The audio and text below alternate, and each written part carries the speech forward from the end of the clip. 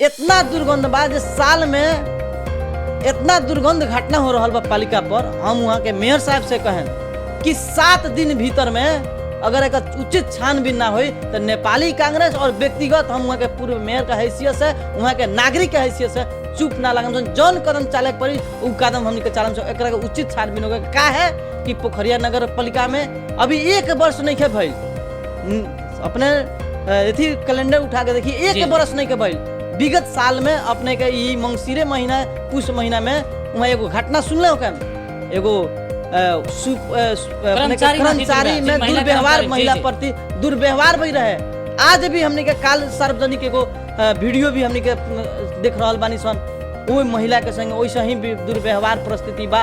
और ओकरा बात कहतानी कि जे प्रमाण चाही।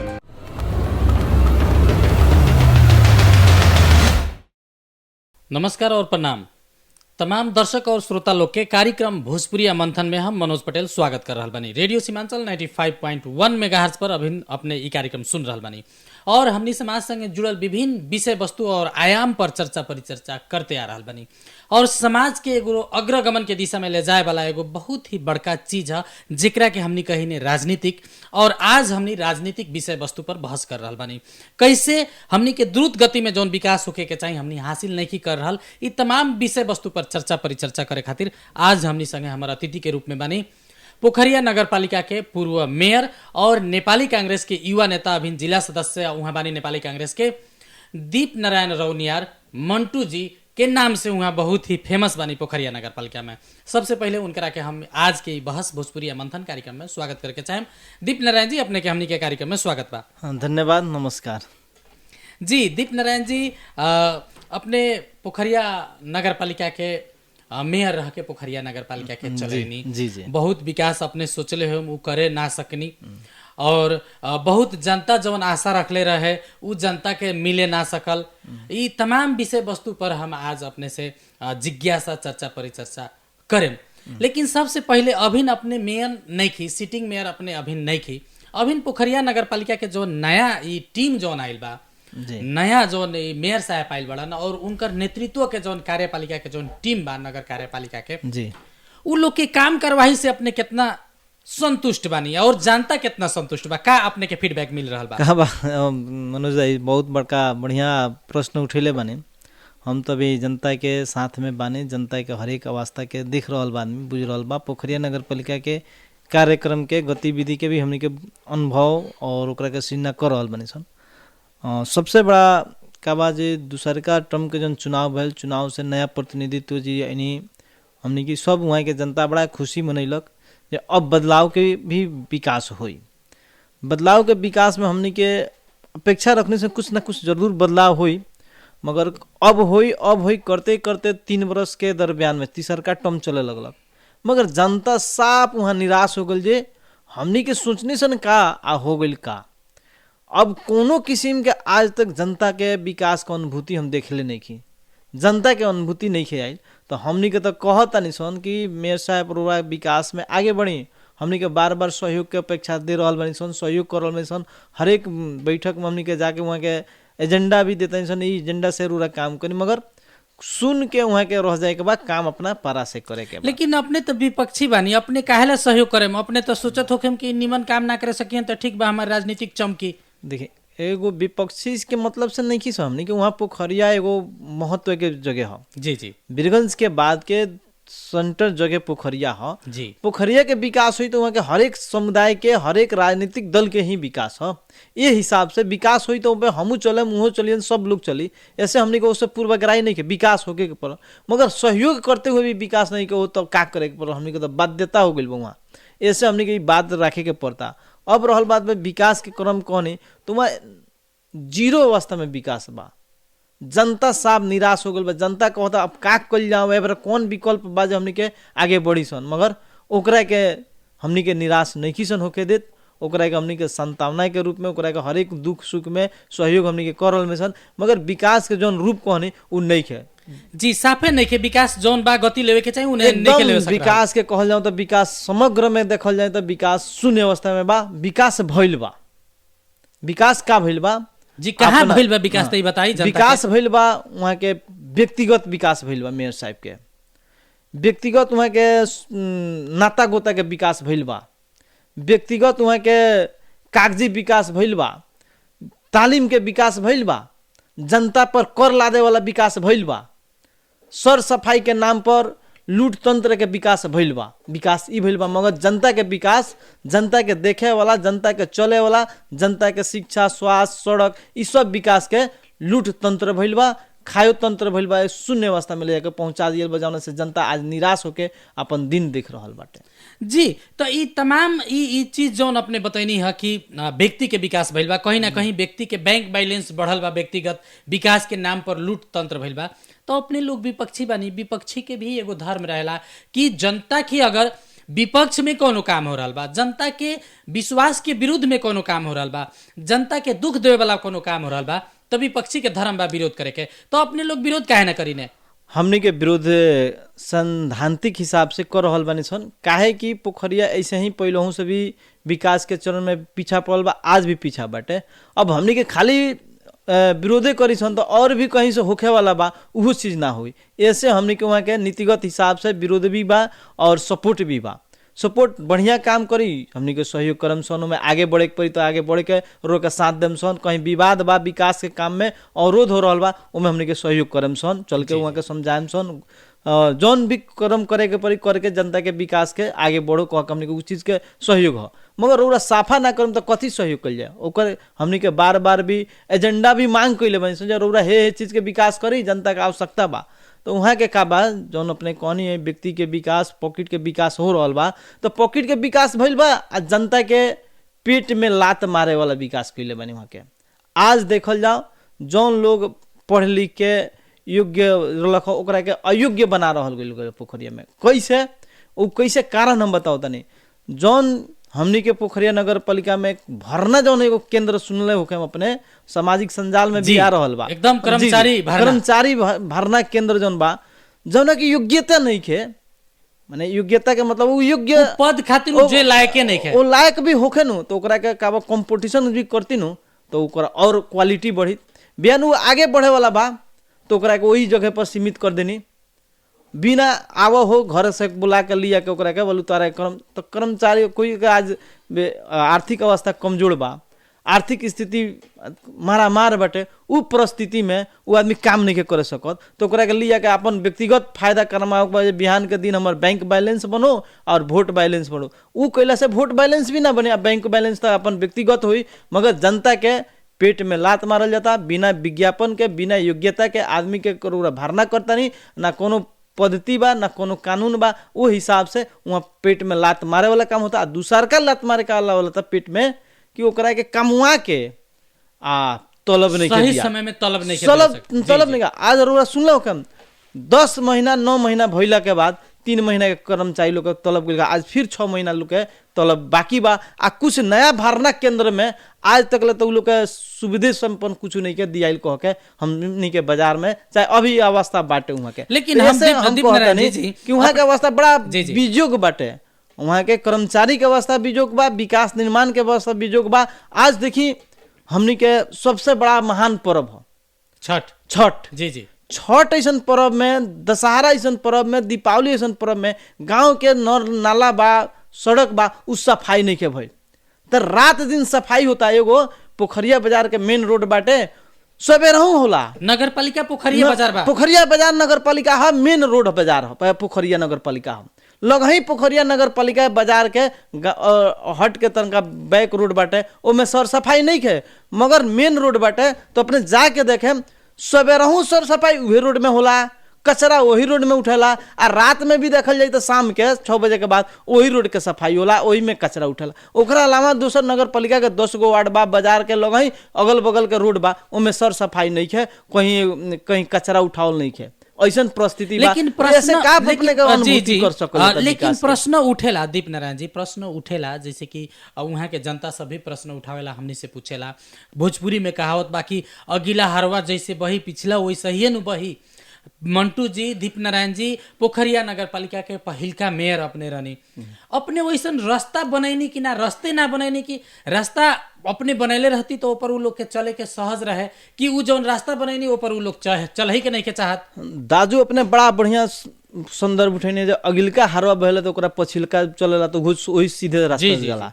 मगर अपने पोखरिया के इतिहास उठा के देखी, वहाँ के अवस्था के देखी, जो 2054 साल के पहले माने 2074 साल से जी, जी। के पहले जौन ई संघीय सरकार नया आइल लोकतंत्र गणतंत्र के बाद जौन चुनाव जी, हुई, जी, जी, जी। ओकरा पहले के अवस्था पोखरिया नगर पालिका जौन 6 गावी से के 10 गो वार्ड बनवा, उ वार्ड में जाके देखी वहाँ के गांव के रास्ता के सड़क में शिक्षा स्वास्थ्य सबके अनुभव करी जे का रहे। आ 74 साल के बाद के सड़क संजाल शिक्षा स्वास्थ्य में संजाल का बनल बाटे। हम गई रहनी जब चुनाव जीत के नू, तो सबसे पहले गांव में एगो ट्रैक्टर ढुक जाए नू तो मोटरसाइकिल साइकिल बगलवाओ में इतना कठिनाई रहे कि कहीं के दुआर देखे के पड़े, आगे जाके फैली मिली तो कोई के व्यक्ति के घर पड़े जमीन पड़े कटिया के निकल जाए तो निकली। मगर आज के अवस्था में रोरा जाके देखी, मैंने 74 साल के बाद के अवस्था जाके देखी तो हमनी के पहल का चुनाव जीतते हम सबसे बड़का पहल का निर्णय हम शपथ खैली आ वही बेरा शाम के जाके हम निर्णय कैले रहनी जे गाँव के मूल सड़क 30 फीट आ सहायक सड़क 20 फीट आ ओकरा से गली के सड़क 13 फीट के रोड बनी आ वही हिसाब से हमनी के काम शुरू कैले रहनी। कहीं ना कहीं एगो मापदंड डायनामिक मापदंड बना के हमनी के 2000 से अपने के 21 साल के नक्शा लागू करके काम होई कह के हमनी के निर्णय रहे आ उ निर्णय पर हम काम करनी। गांव गांव में अपने जाके देखी जहां जहां हमनी कैले बानी सन 30 फीट के सड़क तूर के व्यक्तिगत लोग के घर के जमीन में तूड़ के घर बना के हमनी के काम कैले बानी सन। ओकरा लोग भी सहयोग कैलक और 2-4 गो लोग के विरोध आइल, मुद्दा मुकदमा कैलक, हमनी के मुद्दा लड़नी सन, मुद्दा से भी हमनी के जीत के काम कैले बानी सन। ये बात नहीं के जाने किसन कैले, मगर आज उहे चीज जहां अधूरा रह गइल बा आज के दिन में हमनी के नया दूसरा अभियान बनैनी वो अभियान अथावत बा में एक ईंटा कहीं आगाड़ी थपल नहीं है। हम तो मेयर साहब के गांव के वार्ड में कहें कि हम जौन काम कर देनी आज वो मापदंड के मिचिल के कुछ काम भइल बा जहां पर जाएम तो 22 फीट के रोड। लेकिन मेयर साहब से हमनी के बात होला आज अवस्था में उहे के गांव के रोड लेकिन मेयर साहब से हमनी के जब बात होला अभिन पोखरिया नगरपालिका के मेयर साहब से जब बात होला तो वहाँ कहीं नहीं कि पोखरिया नगरपालिका के अस्पताल के स्थिति हमनी सुधार कैले बानी।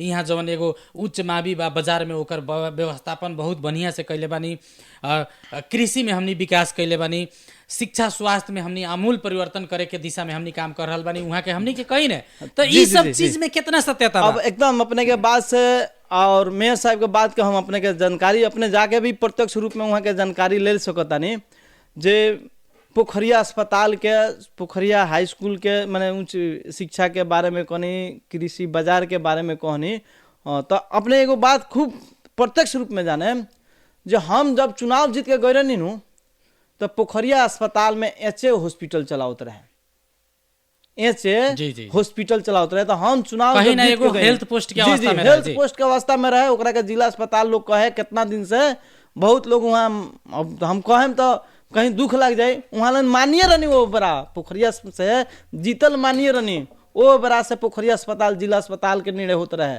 मगर जिला अस्पताल घोषित आ निर्णय कहीं ना रहे। हम जब चुनाव 74 में जीत के गए नी, जब अस्पताल में जाके हम प्रवेश करनी तो एगो अच्छे अस्पताल के ऊपर चलावत रहे आदमी मेसू बन के आ वो में एगो डॉक्टर तक ले MBBS डॉक्टर एगो ना रहे। जब हम चुनाव जीत के गए नी तो 5 गो MBBS लेनी, 2 गो नेपाल सरकार के MBBS और 4 गो अपने के 3 गो छात्रवृत्ति साइड बाद में एगो और थप भइल।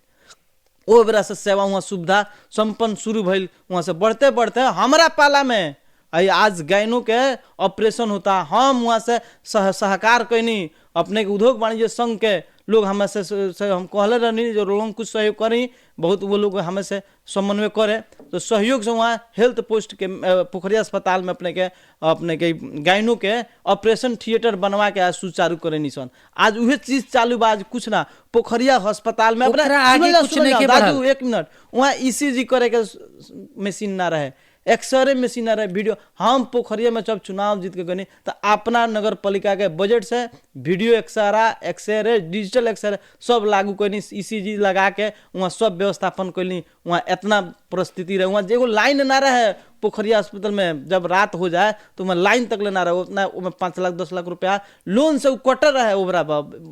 तो हम अपना से विद्युत के हाकिम के कह के कुछ पैसा दिवा के ओकरा तत्काल लाइन जोड़वा के वहाँ काम कर बानी। जनरेटर ना रहे तो अपना से नया किलोस्कर के जनरेटर हम ले जाकर स्थापित कर ले बानी। मगर आज जाके देखिए उहे अस्पताल में रउरा कहत नहीं लेकिन मंटू जी जब इतना अपने काम कैली अच्छा तो जनता कैसे चुक गई अपने के चुने के चाहिए जनता के एकदम सही बात जनता चुके के बात कहनी नु तो जनता के परिवर्तन चाहेला और राजनीति कोनो बपौती संपत्ति ना हो जनता के ज्यादा अपेक्षा और रहे कि का बाजे 2058 के बाद के चुनाव ना भई रहे जी जी 18 बरस जनप्रतिनिधि विहीन रहे और नेपाल में जौन लोकतंत्र गणतंत्र आयल बहुत बदलाव भइल संघीयता आयल तो सब लोग बुझाइल जे स्थानीय सरकार अब सिंह दरबार कहते कहते आ गइल बा तो बहुत बड़ा का विडम्बना रहे नया परिवर्तन रहे परिवर्तन में सब लोग के का रहे जो तुरंत के तुरंत हर चीज हो जाए उस चीज में हमनी के संघर्ष में सेवा सुविधा करते हुए हमनी के ऐनी से मगर जौना तो प्रक्रिया से संघीयता आयल बा उ पूर्ण रूप से अभी संघीयता लागू ना भइल और जौन कहल जाए बजट के तो पोखरिया के बजट एगो सीमित आधार में बजट अपने संकेत करे के चाहत नहीं कहीं ना कहीं एगो नीति निर्माण एगो कानून सरकार के सहयोग करे वाला सरकार ना रहे ओकरा नेपाली कम्युनिस्ट पार्टी के सरकार रहे बोली में सीमित रहे काम में ना रहे जितना बोली काम में सीमित रहे बोली में जितना बोली कह के वैसन उ सरकार के नीति रहे काम तो कहीं अपने देश व्यापी देखे तो अब जनता से का फीडबैक मिल रहा है अपने एगो हमरा के बात बताई जनता अभी न अपने मेयर नहीं की मान लेनी विकास करेला जनता के सुख दुख में घुल मिल में रहे खातिर जनता के छोटा मोटा जोन काम बा छोटा मोटा विकास निर्माण के जोन काम बा उ करे खातिर पदे में रहल जरूरी बा जनता से अपने ऐसे भी तो काम कर सकता देखिए बड़ा अपने बढ़िया बात उठेले बानी जनता के घुल मिल हम तो चुनाव कोनो किस्म का अभी ना लड़ रही अभी एकदम माने अपना घर के काम में पढ़ाई में रहनी वो बेरा जनता हमरा के उठा के ले आई जी जी जननी विश्वास रहे हमरा पर तब आज भी जनता हमरा पर विश्वास कर रहल बा हमरा से रउरा का पूछे के चाहते रउरा जनता में जाके पूछी जो अभी के अवस्था का बा आवेला दिन के अवस्था का हुई उ जनता बताई हम आवे वाला दिन के अवस्था का हुई मंटू जी भी मेयर के तैयारी करत होके हम अपने भीतरे भीतरे अपने के पार्टी टिकट अगर हम तैयारी का बाद जनता के दुख सुख में समस्या आवता ओकरा से हमसे जौन समस्या बा थाना बा पुलिस बा अस्पताल बा जौन मैंने जैसन किस्म के परिस्थिति आवता ओकर शादी बियाह बा हरण मरण बा कोनो किस्म के परिस्थिति आवता ओकरा दुख सुख में हमें जानकारी मिलता सहयोग के जौन हमरा से होखे वाला बा एक गिलास पानी का आवश्यकता पड़ता हम पानी लेके हाजिर बानी नहीं की देवे सकत उपस्थिति जरूर जनता के जे हमरा के जानकारी अब इतना बात ई सब हमनी रेडियो में छलफल कर रहल बानी वोट के अपेक्षा कहनी जे हमरा वोट मांगे के जे वोट दी तब हमरो काम ओइसन हमरा लगे कोनो सोच ना बा ओह बेरा के परिस्थिति कैसे बनी परिस्थिति जैसन आई जनता के जौन इच्छा होई कहीं से चलक त फिर तैयारे बार आदमी ई बात नहीं के रंग छोड़ के भागे वाला नहीं की रंग में बानी अगर जरूरी पड़ी तो फिर लड़े खातिर अपने तैयार बानी लड़ल जाई अच्छा मंटू जी ई सब बात हमनी रेडियो में बहस कर रहल बानी हमनी रेडियो सीमांचल 95.1 मेगाहर्ट्ज के भोजपुरी मंथन कार्यक्रम में अभिन बानी हमनी के तमाम जनता सब सुन रहल बा प्रसाद जिला के पोखरिया नगर पालिका के हमनी के छिमेकी पड़ोसी जिला के जनता सब हमनी के रेडियो सोशल मीडिया में भी हमनी के आके यूट्यूब चैनल में भी आके हमनी के देख रहल बा लोग सुन रहल बा लोग अब का फीडबैक मिल रहल बा जनता से पोखरिया के जनता अब मंटू जी के का निर्देशन कर रहल बा ता ना मंटू जी के निर्देशन नहीं के जनता के जो निर्देशन आ रहल बा उन निर्देशन का हमरा पालन करे बा जनता के हम एगो चौकीदारी के रूप में हम ले बानी हम चौकीदार अपने के ठहरल बानी हम काहे कि जनता के ऋणी बानी जनता हमरा के उतना मत देके अथी दिले बा हम उ लोग के आदेश देवेला नहीं जनता के आदेशानुसार हम चल रहल बानी और चले के तैयार बानी तो का कहेम जनता के पोखरिया नगर पालिका के हम पोखरिया नगर पालिका के बारे में का बाजे पोखरिया नगर पालिका के विकास के बात अपने दिख रहल बानी जनता वहां के दिख रहल बा ओकरा संतुष्टिजनक नहीं खे वो अपना संतुष्टि खातिर अपन रास्ता चुनबे करे रहल चीज का बाजे अभी जोन दिन पर दिन पोखरिया के अवस्था के भयानक अवस्था बनावल जाता पोखरिया के जनता के बदनाम कल जाता पोखरिया के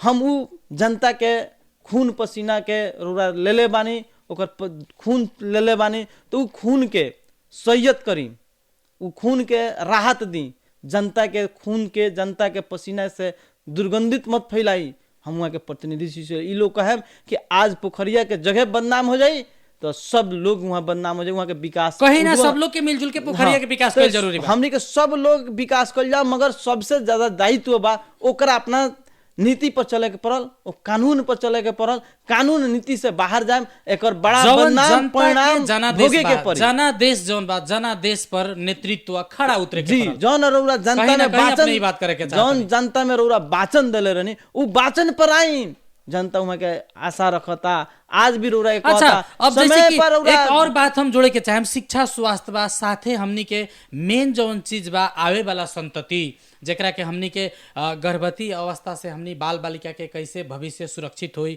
वहाँ हमनी जरी में जब पानी ना पटाएम, लइके जब कुपोषण हो जाई, प्राइमरी लेवल में निमन शिक्षा ना मिले सकी तो उ कहियो लइका ना उजिया सकी, ई तमाम विषय वस्तु आवेला। अपने जब मेयर रहनी ओह बेरा एगो कार्यक्रम लागू कैले रहनी, हमनी के भी ओह बेरा समाचार लिख ले रहनी, बड़ा अच्छा लागल। बालिका स्वर्णिम बीमा कार्यक्रम अपने लागू कैले रहनी। जी जी जी अभिन बालिका बीमा स्वर्णिम लागू जौन एगो कैले रहनी अपने, उ कहाँ बा उ कार्यक्रम? अब बालिका स्वर्ण बीमा जौन लागू कैनी नु, उ नेपाल के 761 सरकार जौन बानू पहिलका पोखरिया नगर पालिका उ लागू करे वाला अवस्था में रहे आ कैले रहे। रहल बात बाजे आज के अवस्था में तो बालिका स्वर्ण बीमा के वहाँ नामो निशान नहीं है। जौन अभी के मेयर साहब वहाँ काम कर रहे बने, वहाँ के बुझाता वहाँ के नामो निशान वहाँ के दिमाग में नहीं है। कहीं ना कहीं ई वही लंग स्टॉप लागे बा, एकदम फुल स्टॉप ना करा के बंद करके धो दवल बा। लेकिन एगो सरकार के अभियान दूसर का सरकार में जाए मगर एकर अभियान का रहे, निर्माण के अभियान अपने चलाइनी, आज एकर चरपी अभियान निर्माण के अपने अभियान चलाइनी, आज ओकर अभियान हमनी के चलाओगे। आज हमनी के देखल जाता तो गांव घर में अपने के बहुत बियाह शादी जौन हो रहल बा नाबालिग उम्र में, जी। आज विभिन्न किस्म के दुर्घटना हो रहल बा, तो हमनी को ओकरा के चलेले रहनी संजय। जौन लड़की होता वो 20 वर्ष के उम्र भी हो जाए, पढ़ लिख ली, साक्षर हो जाए। आज असाक्षर में जौन शादी होता उ सब खातिर हमनी को कहीं कहीं बाल विवाह के रोकल जाए, बाल विवाह रोके का उद्देश्य रह जाए। आवे वाला दिन बाल विवाह कैसे रुकी, जौन भीतर के दिन में तो बीत गइल बा, अब ओकरा के राख भी हमनी के साक्षर अभियान भी चलेले रहनी सन पोखरिया नगर पालिका में। और साथ साथ में अपने कहत नहीं आज ही चरपी अभियान अपने चलेले रहनी, उहो अभियान चलत होई अभी तक, आज भी चलता है, आज चलत है व्यक्ति विशेष पर। हमनी के पाला में चरपी अभियान 6 गो सामाजिक संजाल के सामाजिक परिचालक राख के चलेनी सन। पूर्ण रूप में हमनी के 10 वार्ड हो गई, हर घर में चरपी अभियान हो गई, सब लोग लाग। मगर ओकरा के थोड़ा सा अभी लोग भी कहीं ना कहीं ओकरा के दूसरे किस्म से कुछ लोग बाहर जाए लगलक, तो ओकरा खातिर भी रास्ता बा। मगर आज देखल जाता उ चरपी अभियान के नाम पर उत्पादन केंद्र बना देवल गइल बा पोखरिया नगर पालिका में। बोले नगर प्रहरी ओकरा के सुरक्षा करी आ उ चीज के लागू करी कह के। अपने पुराना जनप्रतिनिधि बानी, एगो मेयर तो रह के ई अपने परिस्थिति चलैनी, से तो हमरा अभी हम बुझाता थोड़ा का जोड़े के चाहेम अपने इंगित जो कहनी है वहाँ हम जोड़े के चाहेम। अभी पोखरिया नगर पालिका के कर्मचारी जोन भरना बा, कर्मचारी लोग के तलब खियावे के जोन विवाद पटक पटक आ रहल बा, ई कानून एकरा के कैसे परिभाषित कैले बा, उ संभव बा? और उतना स्रोत साधन पोखरिया नगर पालिका के कर के दायरा जौन बा, अपने कर भी बढ़ल बा कह के पोखरिया नगर पालिका के जनता लोग बता रहल बा कि विभिन्न विषय वस्तु पर कर थपल गइल बा। कहीं दादू अपने सुनल जा, हम अपने जौन बात प्रश्न उठेनी, हम प्रश्न के हम रखे ही जाते नहीं तो अपनी बात उठा देनी का बा कि पोखरिया नगर पालिका के स्रोत साधन कर्मचारी भरना खातिर नेपाल सरकार के साफ ठोस बाटे 227 स्थानीय सरकार संचालन एन के 87 नंबर बुंदा में दफा 7 में दिले बा, उप दफा 7 में दिले बा कि अपने कार्यालय में कर्मचारी भरना खातिर वहाँ के प्रस्ताव बोर्ड में ले जाए के पड़ी, ओएनएम कराव हुई नगर पालिका के, ओएनएम के आधार में साफा दिले बा अपने के कार्यालय सहयोगी, नगर प्रहरी, प्लम्बर, माली, माने इस 5-7 गो कर्मचारी के, ड्राइवर, सुपर, इस सब के दिले बा कि प्रस्ताव पेश करके जरूरत अनुसार आवश्यकता अनुसार ओहू में दरबंदी ओकर बाटे, ओएनएम कराओ के पालिका अपन ओएनएम करा के दरबंदी कितना के बा, ओकर क्षमता वृद्धि अपने को ओकरा लगे तलब खियाव के क्षमता कितना बाटे, अपने के नगर पालिका का आय स्रोत कितना बजे ओकरा के राख के उतना से काम आवश्यकता पूरा कर सकता है, वो परिस्थिति में रखे के बा। मगर तो अभी जी अभी का बा कि कार्यालय सहयोगी के नियुक्ति जिलादारी नगर प्रहरी में ओकरा के खटावे के, एगो वाड़ा में एगो कार्यालय सहयोगी के दरबंदी बा, वहाँ जाए तो 4 गो कार्यालय सहयोगी मिली। एगो कंप्यूटर ऑपरेटर के दरबंदी हुई जहाँ उनमें 5 गो कंप्यूटर ऑपरेटर मिली, सहायक कंप्यूटर ऑपरेटर के नियुक्ति भइल बा। ई कहाँ के नियम बाटे? कहीं ना कहीं नगर पालिका के स्रोत साधन बजट के दोहन करे के काम हो रहा बा। नगर पालिका के बजट के गई लथा लिंक के गई ओकरा के बिचोल दल जा कह के ई अवस्था, मगर वहू कैला पर वहाँ के कर्मचारी लोग के तलब नहीं के खियाल जात। विकास के तो बात छोड़ दी, विकास तो पहुँचे नहीं के, कर्मचारी के तलब नहीं के पहुँचत। वहाँ का हुई? भ्रष्टाचारी हुई। जब रौरा पेट में 12 महीना काम करते हैं, 12 महीना के सैलरी ना मिली तो रौरा का करे? वहाँ रोजी रोटी कैसे चली? प्रश्न उठा था। रोजी रोटी वहाँ के कर्मचारी लोग भूखे अभी मर रहल बा। प्रस्ताव कहता नहीं कि दुकानदार कहता जे नगर पालिका के कर्मचारी हो तारा का हम उधार ना देम सामान, ऐसा प्रस्ताव वहाँ हो रहल बा, ऐसा बात उठ रहल बा। बड़ा विडम्बना बा। कर्मचारी कोई से कर्जा काट के, कोई सब कर्जो में नहीं के मिलते है हमरा मीटर ब्याजी के नाम पर। तो ये तमाम विषय वस्तु पर ऐसे हमने के लोग के अपने भी विपक्षी बनी और लोग भी और पार्टी के लोग भी काम कर रहा बा। विपक्षी लोग की भूमिका ठीक हमने के ना, हमने के विपक्षी बानी सन, हमने के कर्मचारी के मांग प्रति हमने के कहनी सन रोरा भरना भी करी, नियम से करी, वांटेड निकाली ना सूचना निकाली, मगर ना सूचना निकाले के बाद ना कुछ ना कहते कर्मचारी के कहनी सन रोरा तलब दी, तलबो ना दिया तो 3 महीना के भल 2 महीना 1 महीना एक महीना एकरा के हमने ऐसे पूछ सकता नहीं कि विज्ञ लोग के विपक्षी लोग के अपने लोग के बात के कोई मान्यता नहीं के वहाँ मान्यता वहाँ के बौद्धिक सर्कल लोग के तो कोनो महत्व नहीं के, पूछे पाछ नहीं के, पूछे नहीं के। राजनीतिक हिसाब से कहनी तो कोनो सहकार्य नहीं के। जी बोली में सहकार बा, बोली में सहकार बा, कोनो सहकार नहीं के। कार्यक्रम के हमने अंत और रहल चीज का बा एगो भी अपने सुनल जाओ। ये सब बात होते हुए इतना दुर्गंध बा जे साल में इतना दुर्गंध घटना हो रहा बा पालिका पर। हम वहाँ के मेयर साहब से कहें कि 7 दिन भीतर में अगर एक उचित छानबीन ना हो तो नेपाली कांग्रेस और व्यक्तिगत हम वहाँ के पूर्व मेयर का हैसियत से, वहाँ के नागरिक के हैसियत से चुप ना लगम सन। जौन कदम चाले पड़ी वो कदम हमने के चालम से एक उचित छानबीन होगा। का है कि पोखरिया नगर पालिका में अभी 1 वर्ष नहीं है भइल, अपने एथी कैलेंडर उठा के देखिए 1 वर्ष नहीं के भइल। विगत साल में अपने के ई मंगसिरे महीना पुष महीना में वहाँ एगो घटना सुनले हो, एगो कर्मचारी में दुर्व्यवहार, महिला प्रति दुर्व्यवहार भी रहे। आज भी हमने के काल सार्वजनिक एगो वीडियो भी हमने के देख रहा बानी सन, वो महिला के संग वैसे ही भी दुर्व्यवहार परिस्थिति बा। और ओकरा बात कहता नहीं कि जे प्रमाण चाही तो जौन महिला कहता जे हमरा से 20,000 रुपया घूस लेके 20,000 रुपया हमरा के दे के कहलक लोग कार्यालय में मत ऐसे बड़का प्रमाण, एक से बड़का प्रत्यक्ष रूप का होखेला? कहीं ना कहीं दोषी के छानबीन करके कार्रवाई करे। हाँ, दोषी के ऊपर कार्रवाई होखे के पड़ल और निर्दोष आदमी के सफाई और ओकरा उचित न्याय मिले के पड़ल। अगर ना मिली तो नेपाली कांग्रेस पूर्व मेयर के हैसियत से, वहाँ के नागरिक के हैसियत से चुप ना लगम से हमनी के जौन कदम चाले पड़ी, विरोध, आम सभा, जुलूस, नारा अपने लोग के आंदोलन करे के पड़ी, आंदोलन करे सन। हमनी के चुप ना लगम सन। रहल चीज बा हम मेयर साहब के, हाकिम साहब के, वहाँ के प्रमुख निमित्त प्रमुख प्रशासकीय अधिकारी के हम कहे के चाहता नहीं यह माध्यम से कि हमनी के विगत के समय 1 महीना पहले हमने के ज्ञापन पत्र बुझेले रहनी सन कर्मचारी के तलब संबंध में, विकास के एजेंडा संबंध में, वहाँ के आय आमदनी और खर्च के संपूर्ण मांग कैले रहनी सन। उ लोग बुझल रख लोग ना, हमनी के बीच में का हो गई जो हमनी के एगो धार्मिक तत्व से जुड़ल लोग सब हुए, हमनी के ई महान पर्व रख तो चुप लागने से केही के डिस्टर्ब ना कल जाओ। काहे कि कर्मचारी के तलब भी ना रख, सब लोग पर्व के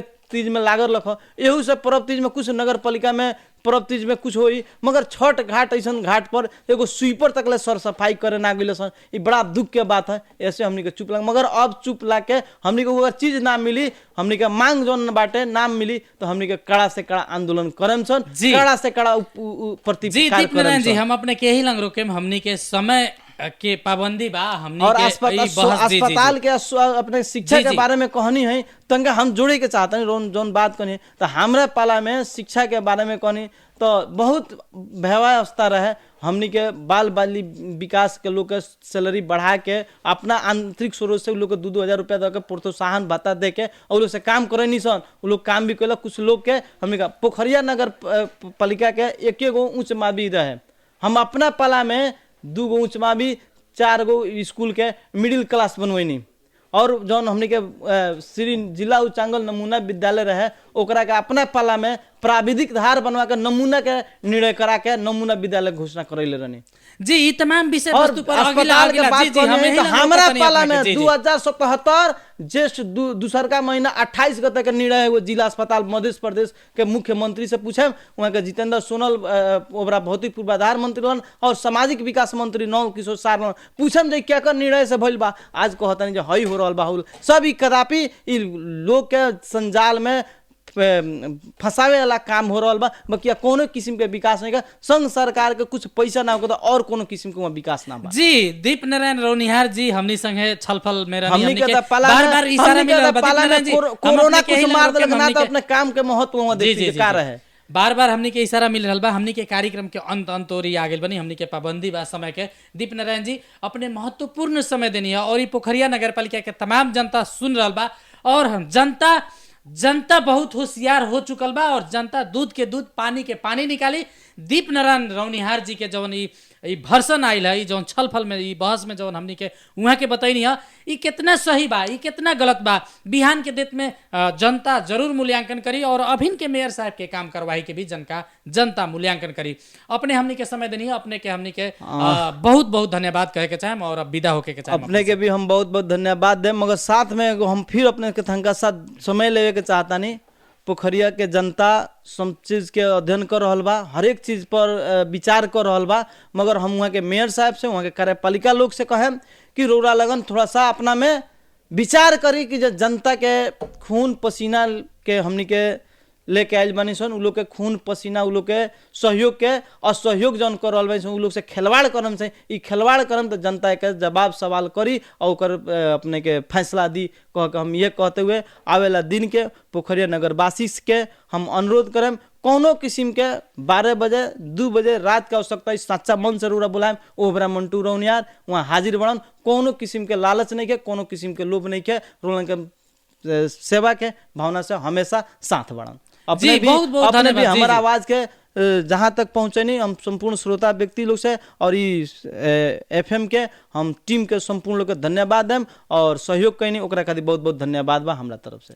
जी बहुत बहुत धन्यवाद मंटू जी के। हमनी के भोजपुरिया मंथन में हमनी के वहाँ भोजपुरिया मंथन संवाद में हमनी के छलफल में सहभागी बनी है और विशेष धन्यवाद हमनी के तमाम श्रोता लोग के रेडियो सीमांचल 95.1 मेगाहर्ट्ज सुन रहल और हमनी के नेपाल पोस्ट टीवी पर भी आके वीडियो देख रहल हमनी के तमाम दर्शक लोग के भी हम बहुत बहुत धन्यवाद देवे के चाहेम और विशेष धन्यवाद हमनी के कार्यक्रम उत्पादन करे में सहयोग करे वाला हमनी के प्राविधिक मित्र के भी हम धन्यवाद कहे के चाहेम।